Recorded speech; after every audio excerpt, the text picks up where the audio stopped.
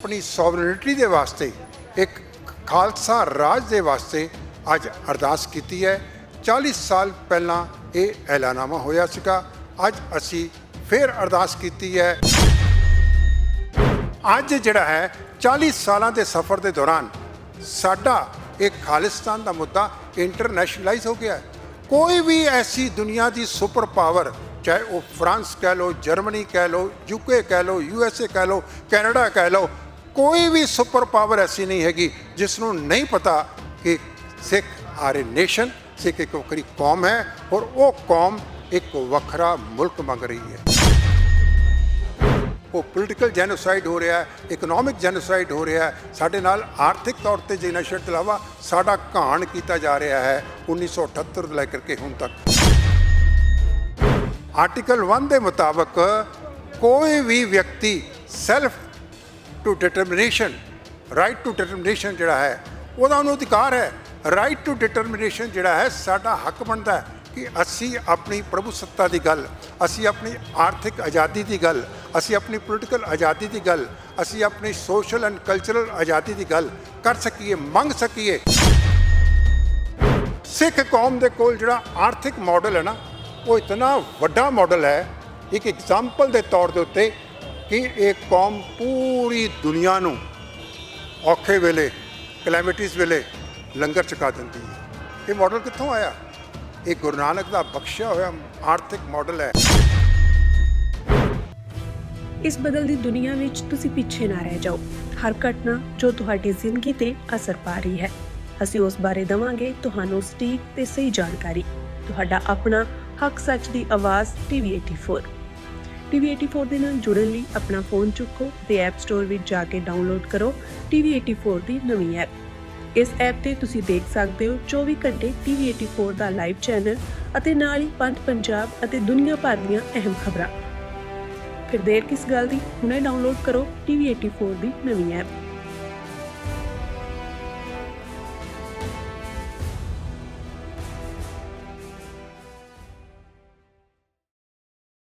ਸਰਗਰਮ ਜਥੇਬੰਦੀਆਂ ਦੇ ਵੱਲੋਂ ਅੱਜ ਜਿਹੜਾ ਖਾਲਿਸਤਾਨ ਐਲਾਨਨਾਮਾ ਇਸੇ ਸੰਬੰਧ ਵਿੱਚ ਜਿਹੜਾ ਇੱਕ ਮਾਰਚ ਕੀਤਾ ਗਿਆ ਤੇ ਸ੍ਰੀ ਅਕਾਲ ਤਖਤ ਸਾਹਿਬ ਦੇ ਉੱਪਰ ਅਰਦਾਸ ਕਰਨ ਤੋਂ ਬਾਅਦ ਉਸ ਤੋਂ ਬਾਅਦ ਜਿਹੜੇ ਕੁਝ ਮਤੇ ਨੇ ਜਾਂ ਕੁਝ ਅਹਿਦ ਕੀਤੇ ਗਏ ਨੇ, ਇਸੇ ਨੂੰ ਲੈ ਕੇ ਗੱਲਬਾਤ ਕਰ ਲੈਣੇ ਤੇ ਖਾਸ ਤੌਰ ਤੇ ਇਹਦਾ ਪਿਛੋਕੜ ਕੀ ਇਹਦੇ ਬਾਰੇ ਵੀ ਜਾਣਕਾਰੀ ਲੈਣ ਦਾ ਯਤਨ ਕਰਾਂਗੇ। ਤੇ ਹਵਾਰਾ ਕਮੇਟੀ ਤੋਂ ਪ੍ਰੋਫੈਸਰ ਬਰਜਿੰਦਰ ਸਿੰਘ ਸਾਡੇ ਨਾਲ ਹੈ, ਗੱਲਬਾਤ ਕਰ ਲੈਣੇ। ਪ੍ਰੋਫੈਸਰ ਸਾਹਿਬ ਕਿਵੇਂ ਦੇਖਦੇ ਹੋ ਜੀ ਅੱਜ ਦੇ ਦਿਨ ਨੂੰ? देखो, अज का दिन एक बड़ा इतिहासिक दिन है।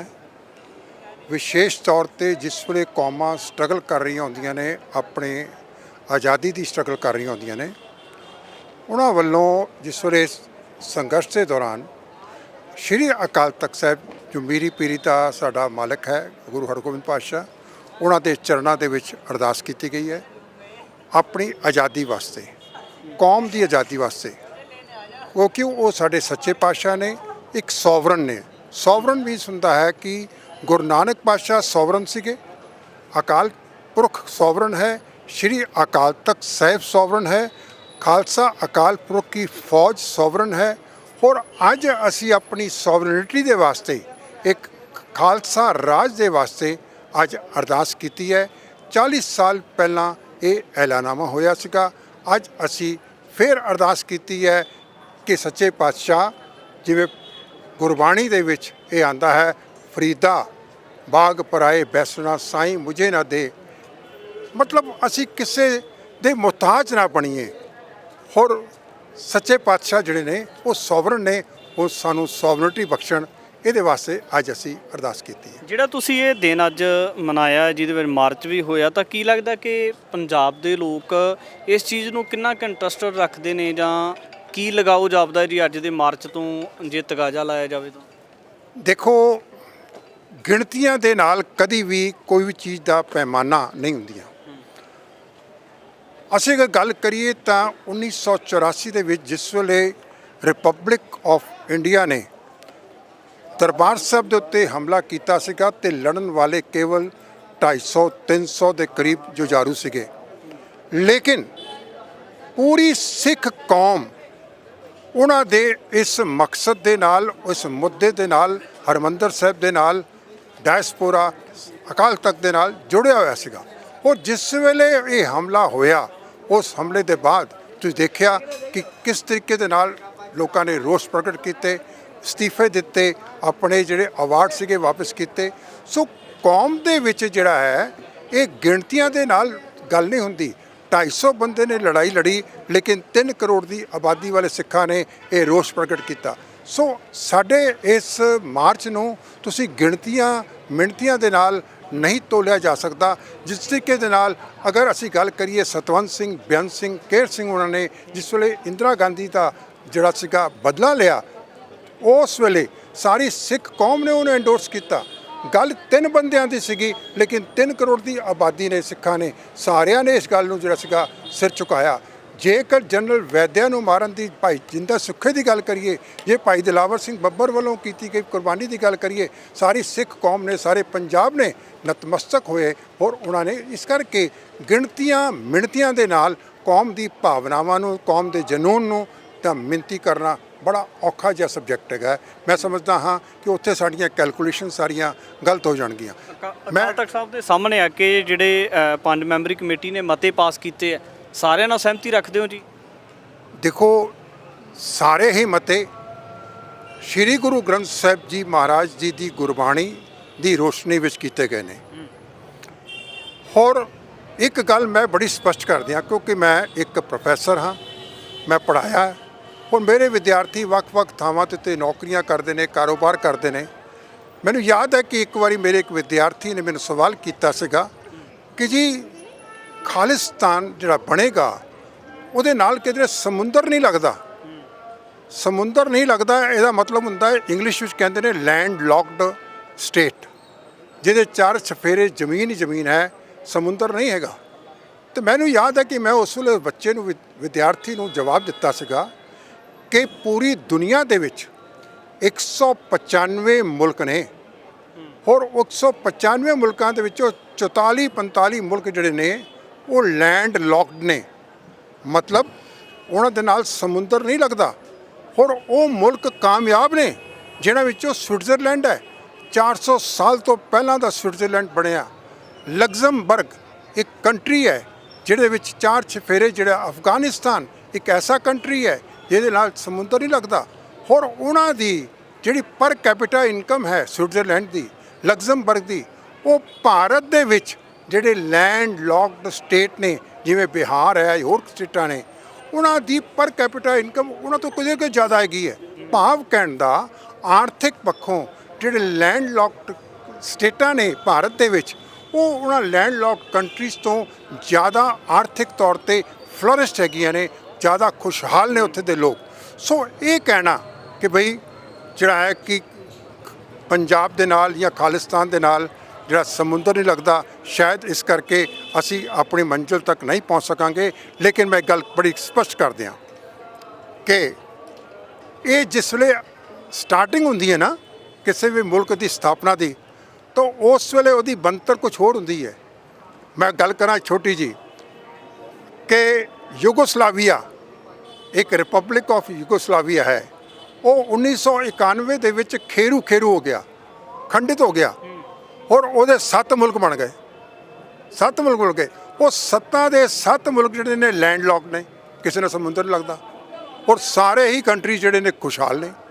ਕਹਿਣ ਤੋਂ ਭਾਵ ਕਿ ਜੇ republic of Yugoslavia Akal Purakh ਦੇ ਹੁਕਮ ਦੇ ਵਿੱਚ ਖੰਡਿਤ ਹੋ ਸਕਦਾ ਹੈ, ਤਾਂ ਕੋਈ ਹੋਰ ਰਿਪਬਲਿਕ ਵੀ ਖੰਡਿਤ ਹੋ ਸਕਦਾ ਹੈ, ਕਿਉਂਕਿ ਅਕਾਲ ਪੁਰਖ ਦਾ ਜਿਹੜਾ ਹੁਕਮ ਹੈ, ਗੁਰੂ ਨਾਨਕ ਪਾਤਸ਼ਾਹ ਜਿਹਨਾਂ ਵਾਲੇ ਭਾਈ ਗੁਰਦਾਸ ਜੀ ਨੇ ਕਿਹਾ ਹੈ ਕਿ ਇੱਕ ਜਗਤ ਦੇ ਗੁਰੂ ਨੇ, ਚਾਹਰ ਪੀਰ ਜਗਤ ਗੁਰੂ ਬਾਬਾ। ਹੋਰ ਇਹ ਜਗਤ ਗੁਰੂ ਦੇ 6ਵੇਂ ਸਰੂਪ ਗੁਰੂ ਹਰਗੋਬਿੰਦ ਪਾਤਸ਼ਾਹ ਦੇ ਚਰਨਾਂ ਦੇ ਵਿੱਚ ਅਰਦਾਸ ਕੀਤੀ ਹੈ, ਇੱਕ ਪ੍ਰਭੂ ਸੱਤਾ ਸੰਪੰਨ ਸਾਨੂੰ ਮੁਲਕ ਵਾਸਤੇ। ਹੁਣ ਇੱਕ ਗੱਲ ਮੈਂ ਤੁਹਾਨੂੰ ਕਲੀਅਰ ਕਰ ਦਿਆਂ ਕਿ ਇੰਟਰਨੈਸ਼ਨਲ ਲਾਅ ਜਿਹੜੇ ਨੇ ਉਹ ਸਾਰੇ ਸਾਡੇ ਹੱਕ ਵਿੱਚ ਨੇ, ਸਾਨੂੰ ਅਧਿਕਾਰ ਦਿੰਦੇ ਨੇ ਕਿ ਤੁਸੀਂ ਆਪਣੀ ਗੱਲ ਕਰੋ। ਇੱਕ ਕਾਨੂੰਨ ਹੈ ICC ਦੇ ਨਾਲ, international covenant civil and political rights. ICCPR। ਔਰ ਇਹ ਇੱਕ ਇੰਟਰਨੈਸ਼ਨਲ ਦਸਤਾਵੇਜ਼ ਹੈ ਜਿਹਦੇ ਉੱਤੇ ਭਾਰਤ ਸਿਗਨੇਟਰੀ ਹੈ। ਔਰ ਉਸ ਦਸਤਾਵੇਜ਼ ਦੇ ਆਰਟੀਕਲ 1 ਦੇ ਮੁਤਾਬਕ ਕੋਈ ਵੀ ਵਿਅਕਤੀ self to determination, right to determination ਜਿਹੜਾ ਹੈ ਉਹਦਾ ਉਹਨੂੰ ਅਧਿਕਾਰ ਹੈ। ਰਾਈਟ ਟੂ ਡਿਟਰਮੀਨੇਸ਼ਨ ਜਿਹੜਾ ਹੈ ਸਾਡਾ ਹੱਕ ਬਣਦਾ ਹੈ ਕਿ ਅਸੀਂ ਆਪਣੀ ਪ੍ਰਭੂ ਸੱਤਾ ਦੀ ਗੱਲ, ਅਸੀਂ ਆਪਣੀ ਆਰਥਿਕ ਆਜ਼ਾਦੀ ਦੀ ਗੱਲ, ਅਸੀਂ ਆਪਣੀ ਪੋਲੀਟੀਕਲ ਆਜ਼ਾਦੀ ਦੀ ਗੱਲ, ਅਸੀਂ ਆਪਣੀ ਸੋਸ਼ਲ ਐਂਡ ਕਲਚਰਲ ਆਜ਼ਾਦੀ ਦੀ ਗੱਲ ਕਰ ਸਕੀਏ, ਮੰਗ ਸਕੀਏ। ਦੇਸ਼ 'ਚ ਜਿਹੜੀ ਇਹ ਮੰਗ ਹੈਗੀ ਹੈ ਦੁਨੀਆ ਦੇ ਸਾਹਮਣੇ ਰੱਖ ਸਕੀਏ। ਅੱਜ ਜਿਹੜਾ ਹੈ 40 ਸਾਲਾਂ ਦੇ ਸਫ਼ਰ ਦੇ ਦੌਰਾਨ ਸਾਡਾ ਇਹ ਖਾਲਿਸਤਾਨ ਦਾ ਮੁੱਦਾ ਇੰਟਰਨੈਸ਼ਨਲਾਈਜ਼ ਹੋ ਗਿਆ ਹੈ। ਕੋਈ ਵੀ ਐਸੀ ਦੁਨੀਆ ਦੀ ਸੁਪਰ ਪਾਵਰ, ਚਾਹੇ ਉਹ ਫਰਾਂਸ ਕਹਿ ਲਓ, ਜਰਮਨੀ ਕਹਿ ਲਓ, UK ਕਹਿ ਲਓ, USA ਕਹਿ ਲਓ, ਕੈਨੇਡਾ ਕਹਿ ਲਓ, ਕੋਈ ਵੀ ਸੁਪਰ ਪਾਵਰ ਐਸੀ ਨਹੀਂ ਹੈਗੀ ਜਿਸ ਨੂੰ ਨਹੀਂ ਪਤਾ ਕਿ ਸਿੱਖ ਆਰ ਏ ਨੇਸ਼ਨ, ਸਿੱਖ ਇੱਕ ਵੱਖਰੀ ਕੌਮ ਹੈ ਔਰ ਉਹ ਕੌਮ ਇੱਕ ਵੱਖਰਾ ਮੁਲਕ ਮੰਗ ਰਹੀ ਹੈ। ਹਰੇਕ ਨੂੰ ਪਤਾ ਹੈ। ਔਰ ਇਹ ਵੀ ਪਤਾ ਹੈ ਕਿ ਸਾਡੇ ਨਾਲ ਨਿਰੰਤਰ ਜੈਨੋਸਾਈਡ ਹੋ ਰਿਹਾ ਹੈ, ਨਿਰੰਤਰ ਸਾਡੇ ਨਾਲ ਜਿਹੜਾ ਹੈ ਉਹ ਪੋਲੀਟੀਕਲ ਜੈਨੋਸਾਈਡ ਹੋ ਰਿਹਾ ਹੈ, ਇਕਨੋਮਿਕ ਜੈਨੋਸਾਈਡ ਹੋ ਰਿਹਾ ਹੈ, ਸਾਡੇ ਨਾਲ ਆਰਥਿਕ ਤੌਰ ਤੇ ਜੈਨੋਸਾਈਡ ਤੋਂ ਇਲਾਵਾ ਸਾਡਾ ਘਾਣ ਕੀਤਾ ਜਾ ਰਿਹਾ ਹੈ 1978 ਤੋਂ ਲੈ ਕਰਕੇ ਹੁਣ ਤੱਕ। ਸੋ ਅਸੀਂ ਲੋਕ ਇੱਕ ਪ੍ਰਭੂ ਸੱਤਾ ਸੰਪੰਨ ਦੇਸ਼ ਦੀ ਗੱਲ ਕਰ ਰਹੇ ਹਾਂ। ਮੈਂ ਲੇਟੈਸਟ ਐਗਜ਼ਾਮਪਲ ਦੇ ਦਿੰਦਾ ਸਰੋਤਿਆਂ ਵਾਸਤੇ। 2011 ਦੇ ਵਿੱਚ ਸਾਊਥ ਸੁਡਾਨ ਇੱਕ ਵੱਖਰਾ ਮੁਲਕ ਬਣਿਆ ਰਾਈਟ ਟੂ ਡਿਟਰਮੀਨੇਸ਼ਨ ਰੈਫਰੈਂਡਮ ਦੇ ਰਾਹੀਂ, ਔਰ ਉੱਥੇ ਰੈਫਰੈਂਡਮ ਹੋਇਆ, ਰਾਈਟ ਟੂ ਡਿਟਰਮੀਨੇਸ਼ਨ ਦੀ ਗੱਲ ਕੀਤੀ ਗਈ ਔਰ ਸਾਊਥ ਸੁਡਾਨ ਇੱਕ ਵੱਖਰਾ ਮੁਲਕ ਬਣ ਗਿਆ। ਅੱਜ ਦੀ ਡੇਟ ਦੇ ਵਿੱਚ ਜੇ ਸਾਊਥ ਸੁਡਾਨ ਵਰਗਾ ਇੱਕ ਮੁਲਕ ਜਿਹੜਾ ਦੇ ਕੋਲ ਕਿ ਆਰਥਿਕ ਤੌਰ ਤੇ ਬਹੁਤ ਕਮਜ਼ੋਰ ਹੈ, ਤੇ ਪੰਜਾਬ ਤਾਂ ਜਿਹੜਾ ਹੈ ਉਹ ਤਾਂ ਬਹੁਤ ਹੀ ਆਰਥਿਕ ਤੌਰ ਤੇ ਮਜ਼ਬੂਤ ਹੈ। ਮੈਂ ਅਖੀਰਲੀ ਗੱਲ ਕਹਿਣਾ ਚਾਹੁੰਦਾ, ਉਹ ਇਹ ਹੈਗੀ ਹੈ ਸਿੱਖ ਕੌਮ ਦੇ ਕੋਲ ਜਿਹੜਾ ਆਰਥਿਕ ਮਾਡਲ ਹੈ ਨਾ, ਉਹ ਇਤਨਾ ਵੱਡਾ ਮਾਡਲ ਹੈ ਇੱਕ ਐਗਜ਼ਾਮਪਲ ਦੇ ਤੌਰ ਦੇ ਉੱਤੇ ਕਿ ਇਹ ਕੌਮ ਪੂਰੀ ਦੁਨੀਆ ਨੂੰ ਔਖੇ ਵੇਲੇ, ਕਲੈਮਿਟੀਜ਼ ਵੇਲੇ ਲੰਗਰ ਛਕਾ ਦਿੰਦੀ ਹੈ। ਇਹ ਮਾਡਲ ਕਿੱਥੋਂ ਆਇਆ? ਇਹ ਗੁਰੂ ਨਾਨਕ ਦਾ ਬਖਸ਼ਿਆ ਹੋਇਆ ਆਰਥਿਕ ਮਾਡਲ ਹੈ ਜਿਹੜਾ ਕਿ ਸਾਡੇ ਦਸਵੰਧ ਦੇ ਵਿੱਚ ਸੀਮਿਤ ਹੈ, ਜਿਹੜਾ ਕਿ ਸਾਨੂੰ ਲੰਗਰ ਦੀ ਪ੍ਰਥਾ ਚਲਾ ਰਿਹਾ ਹੈ। ਸੋ ਸਿੱਖਾਂ ਦੇ ਕੋਲ ਜਿਹੜਾ ਆਰਥਿਕ ਮਾਡਲ ਹੈ ਉਹ ਗੁਰੂ ਨਾਨਕ ਪਾਤਸ਼ਾਹ ਨੇ ਸਾਡੀ ਝੋਲੀ 'ਚ ਪਾਇਆ ਹੈ। ਐਸਾ ਮਾਡਲ ਹੈ ਜਿਹਦੇ ਵਿੱਚ ਕਿ ਦਸਵੰਧ ਹੈ ਤੇ ਸਭੇ ਸਾਂਝੀ ਵਾਲ ਸਦਾਇਨ ਤੋ ਕਿਸੇ ਨੇ ਦਿਸੇ ਬਾਰਾ ਜੀਓ। ਅਸੀਂ ਸਰਬੱਤ ਦੇ ਭਲੇ ਨੂੰ, ਸਾਰੀਆਂ ਕੌਮਾਂ ਨੂੰ ਗਲਵੱਕੜੀ ਵਿੱਚ ਲੈ ਕਰਕੇ ਗੱਲ ਕਰਦੇ ਹਾਂ। ਇਸ ਕਰਕੇ ਸਾਡਾ ਖਾਲਿਸਤਾਨ ਜਿਹੜਾ ਹੈ ਇੱਕ ਜਸਟੀਫਾਈਡ ਸਾਡੀ ਮੰਗ ਹੈ। ਅੱਜ ਦੇ ਮਾਰਚ ਦੇ ਬਾਬਤ ਗੱਲਬਾਤ ਕੀਤੀ ਹੈ ਤਾਂ ਅੱਗੇ ਵੀ ਤਮਾਮ ਸਾਰੇ ਵਿਸ਼ਿਆਂ ਬਾਬਤ ਜਿਹੜੀ ਵਿਸ਼ੇਸ਼ ਗੱਲਬਾਤ ਹੈ ਤੁਹਾਡੇ ਦਰਮਿਆਨ ਲੈ ਕੇ ਹਾਜ਼ਰ ਹੁੰਦੇ ਰਹਾਂਗੇ। ਧੰਨਵਾਦ।